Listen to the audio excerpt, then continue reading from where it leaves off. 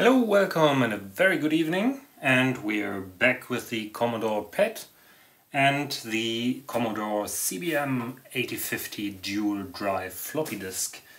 And yeah, we visited both of these devices at least once or twice, and the Commodore PET is a 3016 model, upgraded with a RAM-ROM expansion, which has some issues, but we'll get to that in a future video. The 8050 was repaired and refurbished in another video that I might link up there somewhere, and it is working for the most part. I broke one of the motors and replaced it recently, and the other drive probably needs some tuning as well, as it's not super reliable. But it works. The main issue, however, with this device is that I didn't know how to get any data onto the floppy disks. The issue being the following: while this machine uses so-called quad-density floppy disks, which are very rare and which don't even work all the time, and I figured out it mostly works with regular C64 style double density floppy disks. It's not compatible to any of the other Commodore models, or at least not the regular Commodore models like the 1541 or the 1541-2 or similar things.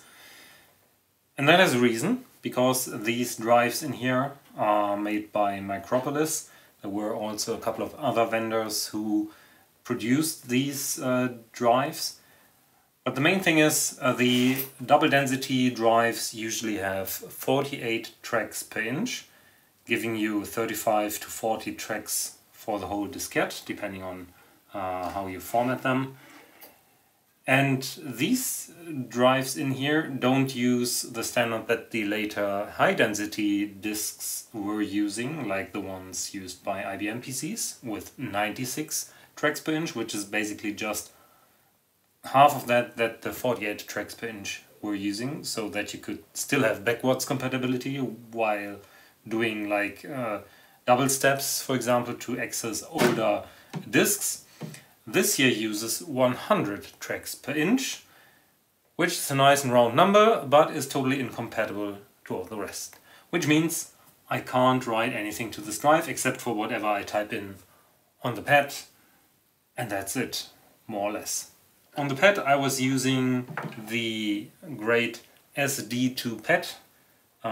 Basically it's a floppy disk emulator, very useful, made by the future was 8-bit, who takes a little SD card, and you basically can run all the software you want from it, especially since the PET doesn't have any speed loaders like the C64 does. It would be possible on the device, but I think no one ever did that, and on a 45-year-old machine that's probably also asking a bit too much mechanically. So yeah, why don't I just use that? Simple answer: because I wanted to have a period correct floppy disk drive for my 1979 Commodore PET. Okay, so how then shall I get the data over there? Can I run both devices at the same time? Not easily, because the SD2 PET uses the card edge connector here, which is on the back of the Commodore, while the disk drive uses the regular GPIP IEEE 488 style connector. And usually you can daisy chain those, but not with this here. There's probably some kind of adapter to plug in between, but then you would need to get one of the devices to go to another address, because both are listening to address 8, and one would at least need to shift to 9 or 10 or whatever. So that's difficult. So what else can we do? Well, there's a couple of devices called the XUM1541, and this here is the ZoomFloppy, which is one particular implementation of the XUM1541. It's basically a USB interface for Commodore disk drives. And the important thing is, first of all, you get the regular serial IEC plug here for the 1541, 1541-2. The regular stuff, you can just plug in a C64 floppy drive, and you have the USB connector here, and can use the OpenCBM tools, for example, or other tools to copy C64 disk images back and forth as you like. But it also comes with this parallel interface here with this D-sub connector, and the same here with a card edge connector. I think this is, maybe it's compatible with the SD to PET, not sure, I haven't tried it. Won't try it because I don't know what the pinout here is. But most importantly, the ZoomFloppy comes with the GPIP IEEE 488 connector. So what I can do is, I can hook up the CBM8050 directly to this, and you must not put in any IEC serial device, only the Model 8050 can work in that mode. But you can use that and use OpenCBM more or less, you will see some caveats later, with this device and copy over a lot of stuff. Again, the question why? What kind of software is there that would require that? First of all, there's Petsky robots, Attack of the Petsky robots by the 8-bit guy. That would be nice to be able to play from one of these. There is a bunch of, or there is a lot of Infocom adventures that could potentially run on the pad using this. There's one more caveat. The interpreter currently has a bug that doesn't work with this particular floppy. The author promised me that he will try to fix that, but as it's a hobby, who knows when that will get fixed. And there's also a lot of disk images with lots of Commodore PET software out there, where it would be nice to be able to try it out to run from floppy. Granted, most of these programs are pretty small, only a couple of blocks, and they would perfectly run fine from either a tape drive, which works just well because this here uses the same tape interface as the VIC-20 and the C64, from what I can gather. Or you can simply run them from the SD to PET. But that's not the point, as I said. It is nice to be able to transfer bigger amounts of data between the PET and the PC or Mac or whatever, because this machine here gives you so much disk space. As I said before, it's 1 megabyte between both drives and even 2 megabytes when using the other side of the floppy disk, because those are single-sided disks, and 2 megabytes of disk space back in 1979 or 1983 when this was built was still pretty immense, and that's just very cool to see. So we'll carry this over to the Mac, attach the ZoomFloppy, and everything you see here also works on Windows and especially on Linux. I'm gonna show it on macOS, obviously. There is a graphical user interface called, I think, cbmctrl transfer for Windows, which makes it easier if you don't like the command line, so you can check that out. I won't show that here because it won't run on the Mac easily, I think. But the more consistent interface will be just to use the OpenCBM command line tools. And with the 8050 there are a few caveats, as I said, with the OpenCBM tools. It has not been tested that much and developed that much compared to the 1541. So let's have a look what those caveats are and how you can relatively reliably copy data between modern system and the 8050/PET. So here we are at the desk. You can't see it, but over here is the Model 8050 with the ZoomFloppy attached to both the Mac and the 8050. It's all powered up right now, and the ZoomFloppy is actually an open source project, so you can build your own if you are so inclined, and there are probably also other implementations, as I said, of this XUM 1541 compatible interface basically, which is based around, I think, little Atmel controller or something. Not quite sure, something like that. But you can also buy a fully assembled one from, I think, this website here, Retro Innovations, and they sell it from the US basically, with the GPIP connector optionally installed, which is the version that I do have. And there's also on Thingiverse a printable, 3D printable case, which is what I have here, that you can print on your own. Otherwise you just get the bare PCB with, of course, everything populated. And the third component that we need is the OpenCBM tools, which on Linux and on macOS you can simply install using the brew manager and just writing brew install OpenCBM, which I already did, so there shouldn't be happening anything, hopefully. It's doing an auto update now. If you don't know the brew package manager, it is very useful for Linux and macOS and installs all the stuff that is usually not in the regular distributions. Especially on macOS, it's a very good way to install extra software. Very easy to install and relatively easy to use, I would say. And yeah, Brew already installed OpenCBM before, which is fine. And there's the manual for that. For Windows, as I said, there's also distributions for OpenCBM and different graphical user interfaces, so you can pick any of your poisons. But as I said, for the 8050, there are a few caveats. There are some commands that do not work as you would expect them to work, because the 8050 and related drives are dual floppy drives. There are two devices, device 0 and device 1, sub-devices basically. And this is something that some of the tools don't expect. What kind of tools are there? Well, there's a bunch of tools starting with the CBM name, cbmcopy, cbmctrl, format next generation, line tester, read, RPM, and write. We will be looking at cbmcopy, cbmctrl, and that's actually it, what we are needing for the 8050.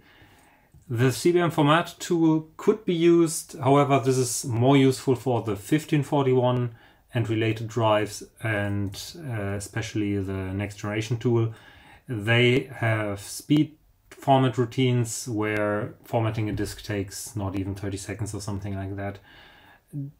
The reliability might vary a little bit, but we won't use that. We will use cbmctrl and cbmcopy. There's one more tool that I once used, but I think that's also not very reliable, I think. It's called D82Copy. It's actually named after the 8250, which is the double-sided version of this drive. And it can write D80 or D82 images directly to the drive.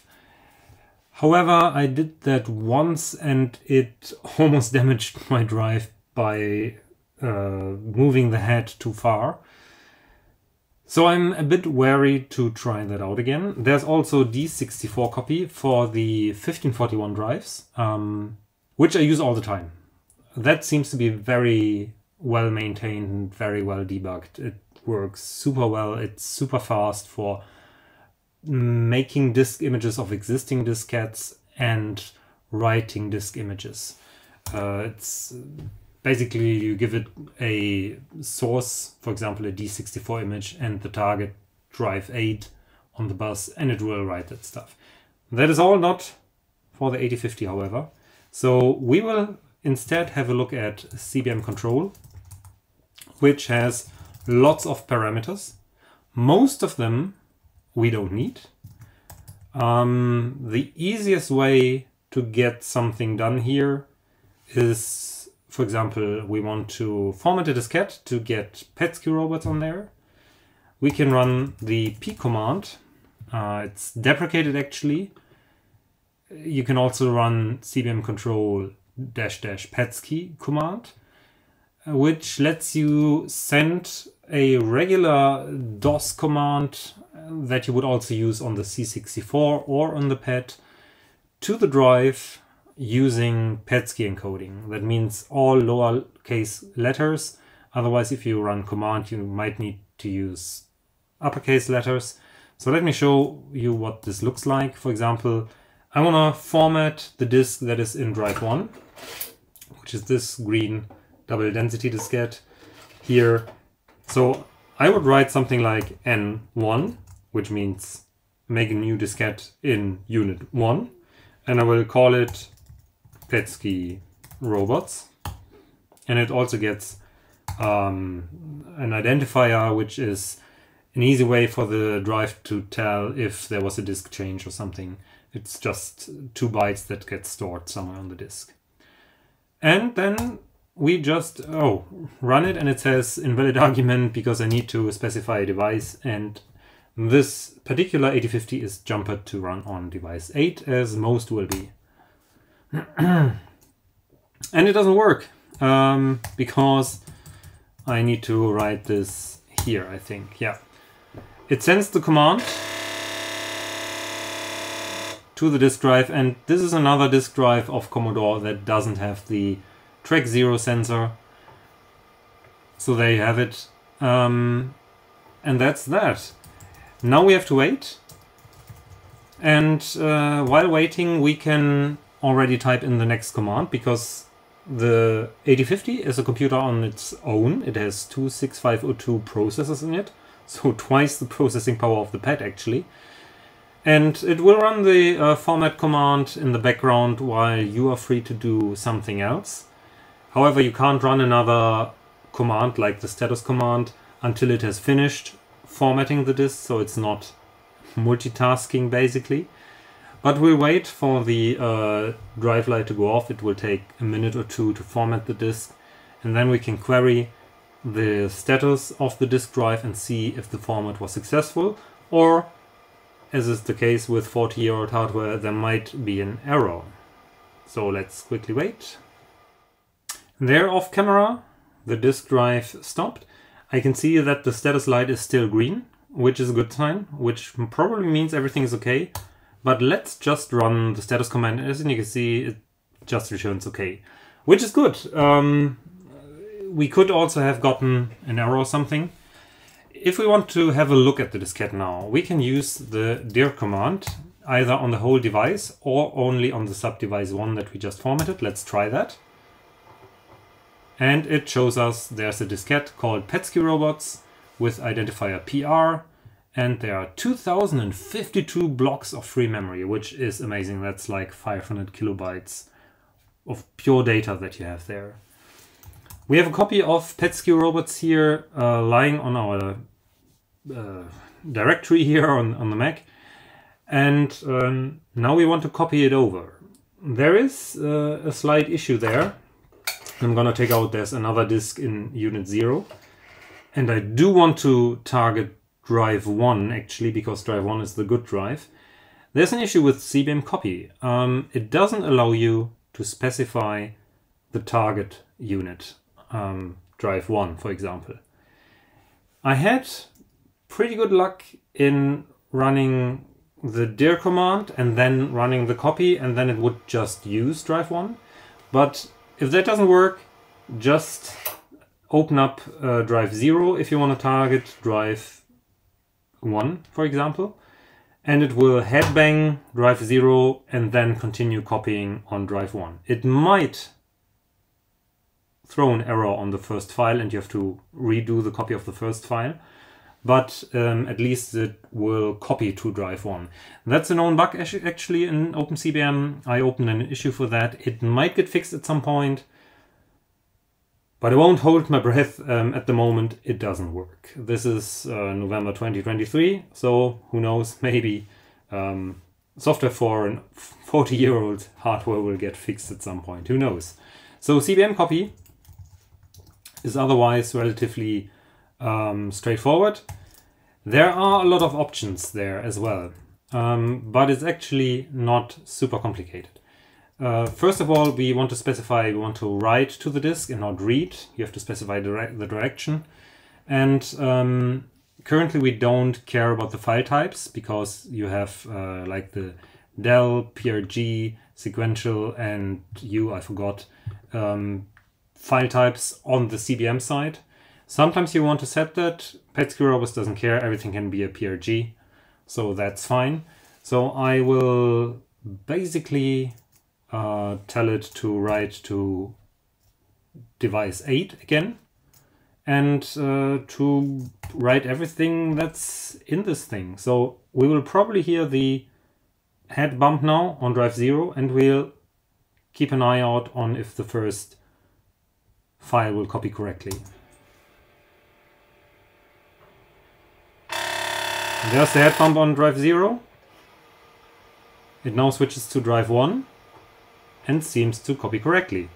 I had it happen that it would error out on the first file and then continue with the second file, but it seems this time around it worked.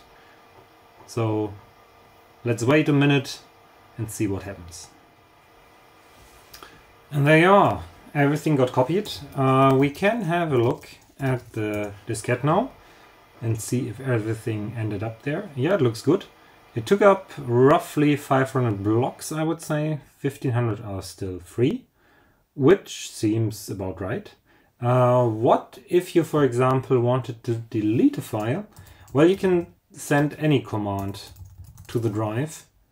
And for example, we can just scratch a file on drive unit 1. And let's say we wanted to scratch the CBM file. We'll just copy it in a minute again. I'm not even sure we want it there. But yeah, let's see. Oh, of course, the p command takes the device number first. It executed the scratch command, and a dir should show that it's now gone. So now you know basically how to format disks using the ZoomFloppy. By sending the p command, you know how to copy stuff. The same now works, of course, in the other direction with reading. So instead of, let's see, where's the copy command? Instead of writing, we can do reading, and then specify any file name that could be on there. Again, you can't specify the drive unit. You can, in theory, write something like 0: or 1:. It will, however, mangle up the file name as well, and then you have to specify an output file name. Plus, there's a weird 16-character limit on the file name size, so it's definitely a bug in cbmcopy, or an oversight, let's say. But you know how to do all that, copy stuff, delete stuff, and I think that's pretty neat. However, what happens if you have a disk image already and want to write that? As I said, there is the D80 copy, but often you will get a D64 or a D71. Let's have a look here. I have, I think, let's see, in my downloads folder there should be some D71 files. D71? Yeah, there's, for example, Stationfall. Let's create a directory. This game from Infocom doesn't currently run on the 8050, so we can have a look how to copy that, but it definitely won't work as it is right now. But I'll show you how to use such files. So we can basically run another command, which is C1541, which is from the Vice emulator. It is a tool to manipulate disk images, basically. Any disk images for the C64. There are other options to do that as well, but I think this is pretty straightforward. So you just give it the disk name, then it fires up. As you can see here, it's part of Vice 371 here, for example, and it has a couple of commands. For example, also a dir command, and you can see, oh, there's all the files here. There's a sequential file with the story data, and there's different interpreters. And what you can now do is you can just type extract, and it will copy everything into the current work directory. So if we quit and then have a look, there's all the files. And what you can then do is copy everything over again. However, you have to use a special command for writing sequential files, for example, because you remember this here was a sequential file. So you will say, let's see here, there's a file type. We will write to disk 8, again, leaving out the drive 0 disk. We will just try to copy it over to the petskyrobots file. And it is the Z3 station fault story. We will use file type S for sequential, because the interpreter will look for a sequential file by that name, basically. And again, the head bump on drive 0, but then it will start to copy. And that's basically, I think, all you need to know. We'll let it finish the copying and then put the disk drive back over to the pad and try out if petskyrobots actually works. So there we are. The pad is up and running. The 8050 is again here and also up and running.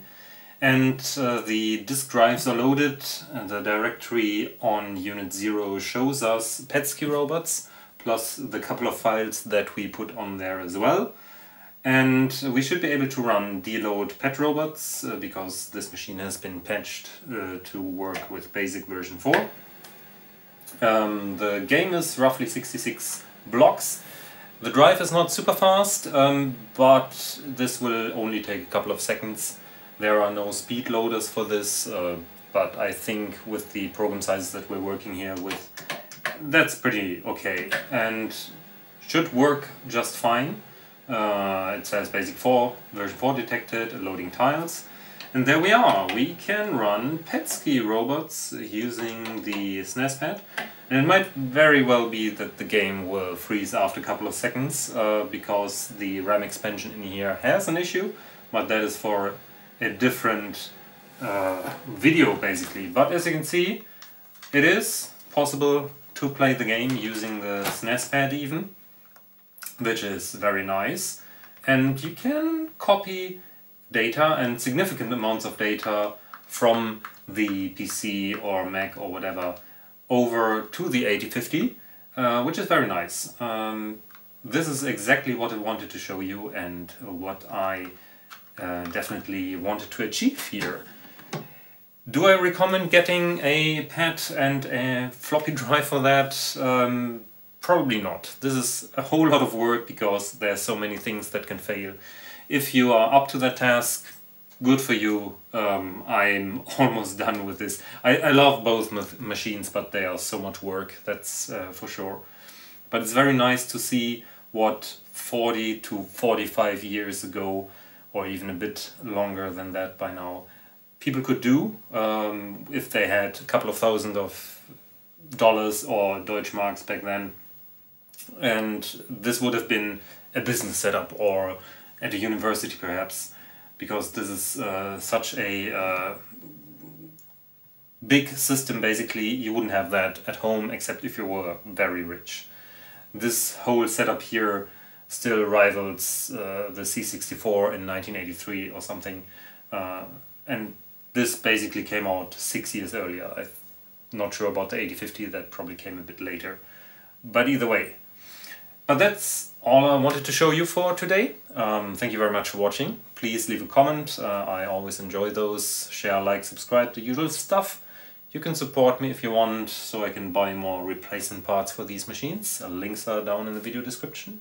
But other than that, I'm gonna play a bit of petskyrobots until the machine freezes, and see you in the next video.